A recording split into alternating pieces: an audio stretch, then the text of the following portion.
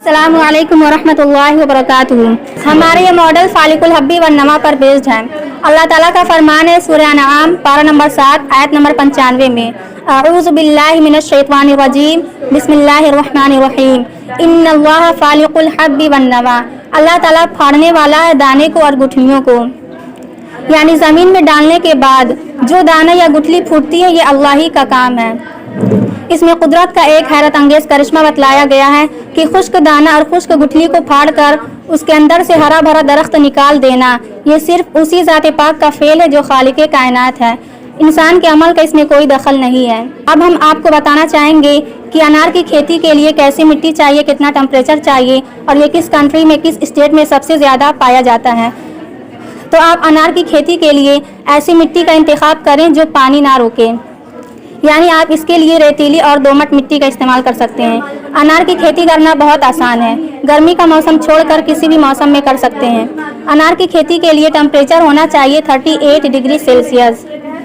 अनार का पौधा 3 से 4 साल में दरख्त बन जाता है और फल देना शुरू कर देता है। सितंबर से अक्टूबर के दरमियान फूल आते हैं और मार्च से अप्रैल में फल तैयार हो जाते हैं। ये दरख्त तकरीबन 24 साल तक जिंदा रहता है। सख्त गर्मियों में डेली 1 से 1.5 घंटा सिंचाई करना है। इतना पानी ना दे कि पानी जड़ के पास ठहर जाए, क्योंकि इस तरह इसको ऑक्सीजन नहीं मिल पाएगी। आप तो जानते होंगे कि 98% पानी पौधे हवा में उड़ा देते हैं, सिर्फ 2% पानी पौधे खाना बनाने के लिए इस्तेमाल करते हैं। अगर बाग में पानी की कमी है तो आप मल्चिंग का इस्तेमाल करें, यानी सूखे पत्तों को गर्मियों में ज़मीन पर डाल दें। इस तरह ज़मीन की हरारत में कमी आती है और पानी कम भाप में उड़ता है और ज़मीन में काफ़ी टाइम तक नमी बनी रहती है। India is the largest pomegranate producing country and Maharashtra is the largest pomegranate producing state in India. जज़ाकल्लाह। खजूर का दरख्त अल्लाह ताला सूरह अबस आयत 24-33 में इरशाद फरमाते हैं कि फिर ज़रा इंसान अपने खाने ही को देख ले कि हमने ऊपर से खूब पानी बरसाया और ज़मीन को अजीब तरह फाड़ा, फिर उसमें से गल्ले उगाए, अंगूर, तरकारियाँ, जैतून, खजूर और घने घने बागात। खजूर के दरख्त के लिए हमें रेतीली ज़मीन दरकार होती है, जैसे कि मशरिक़ वस्ता का इलाका यानी कि मिडल ईस्ट, जहाँ ये बकसरत होते हैं, और हमारे मुल्क में ये गुजरात और महाराष्ट्र जैसे इलाकों में होते हैं। 21 दिन में इसके बीज अंकुरित होते हैं, 2 साल बाद उसमें दरख्त लगते हैं, 4 से 8 साल बाद उसमें फल आते हैं और उससे कुछ वक्त बाद ये फल पक जाते हैं। बीज अंकुरित होने के बाद इसे 21 से 24 डिग्री सेल्सियस की ज़रूरत होती है और फल पकाने के लिए इसे 45 डिग्री सेल्सियस की ज़रूरत होती है। इसके पेड़ लगभग 60 से 70 फीट लंबे हुआ करते हैं। कुरान में बाकी फलों के मुकाबले 22 मरतबा खजूर का जिक्र आया है। जज़ाकल्लाह। सूरह नबा में इरशाद फरमाया, जिसने तकवा अख्तियार किया उसके लिए बड़ी कामयाबी है। बागात हैं, अंगूर हैं। अंगूर की खेती के लिए दोमट मिट्टी की ज़रूरत पड़ती है। इसके बीज को बढ़ने में 2 हफ्ते, 2 महीने या उससे ज़्यादा लग सकते हैं। ये दाना अगस्त के लास्ट से बढ़ना शुरू होते हैं और नवंबर की शुरू तक जाते रहते हैं। इसको बढ़ने के लिए 15 से 32 डिग्री टेम्परेचर चाहिए होता है। अंगूर बेल की सूरत में होते हैं, इनके फ्रूट गुच्छे में होते हैं। एक गुच्छे में 6 से 30 दाने उग सकते हैं। सबसे ज़्यादा अंगूर महाराष्ट्र में होते हैं। जज़ाकल्लाह। ये गेहूँ HD 2851 है। इस गेहूँ को बोने का वक्त 10 नवंबर से 25 नवंबर तक रहता है। इस गेहूँ को बोने के लिए दोमट मिट्टी या चिकनी मिट्टी की ज़रूरत पड़ती है। इस ज़मीन को 3 से 4 मरतबा जोतना चाहिए। 1 एकड़ ज़मीन में 45 किलो दाना डालना चाहिए। 20 से 25 डिग्री टेम्परेचर बोने के वक्त होना चाहिए। 4 से 5 सेंटीमीटर की गहराई में दाने को डालें। दाने को सही रखने के लिए थीरम 2 ग्राम डालें। 6 से 8 दिनों के अंदर कोफली निकल आती हैं और 80 से 85 दिनों के बाद बालियाँ निकल आती हैं। इस गेहूँ की हाइट जो होती है वो 85 सेंटीमीटर होती है।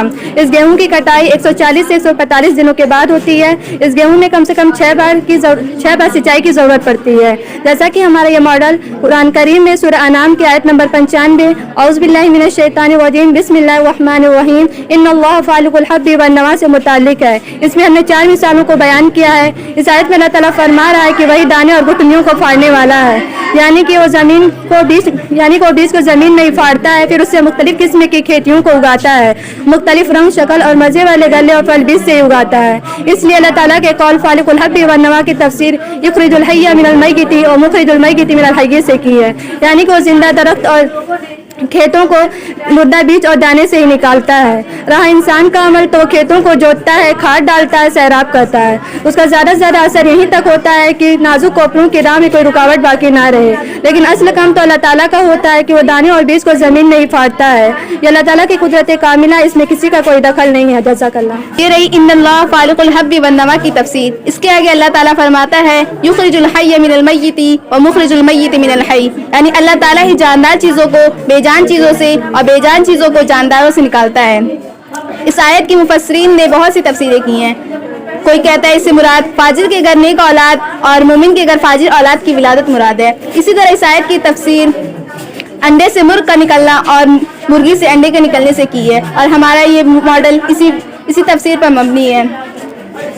नेचुरल इंक्यूबेशन का दौरानिया 20 से 21 दिनों का होता है। इब्तिदाई दिनों में हमें 38 डिग्री सेल्सियस टेम्परेचर की ज़रूरत होती है। एक हफ्ते बाद इब्तिदाई 3 दिनों में सिर्फ एम्ब्रियो बढ़ते हैं। एक हफ्ते बाद हम अंडे को रोशनी में लेकर जाएंगे और उसको चेक करेंगे। अगर उसके अंदर गहरा शक्ल है तो वो फर्टाइल है, अगर गहरा शक्ल नहीं है और साफ है तो इनफर्टाइल है। 20 दिन में एम्ब्रियो ग्रो करते हुए पूरे अंडे को कवर कर लेते हैं। 20वें दिन इंटरनल हैचिंग शुरू हो जाती है और 21वें दिन एक्सटर्नल हैचिंग होती है और चूजे बाहर निकल आते हैं। और फिर ये चूजे जो खुद अंडे से निकले होते हैं ये मुर्गी की शक्ल में आ जाते हैं, और ये मुर्गियां जो खुद अंडे से निकली होती हैं वो अंडे देने लगती हैं। इसी को अल्लाह ताला ने इस आयत में बयान किया है युखरिजुल हय्य मिनल मय्यिति व मुखरिजुल मय्यिति मिनल हय्य, यानी अल्लाह ताला जानदारों को बेजान से और बेजान को जानदारों से निकालता है। जज़ाकल्लाहु खैरन।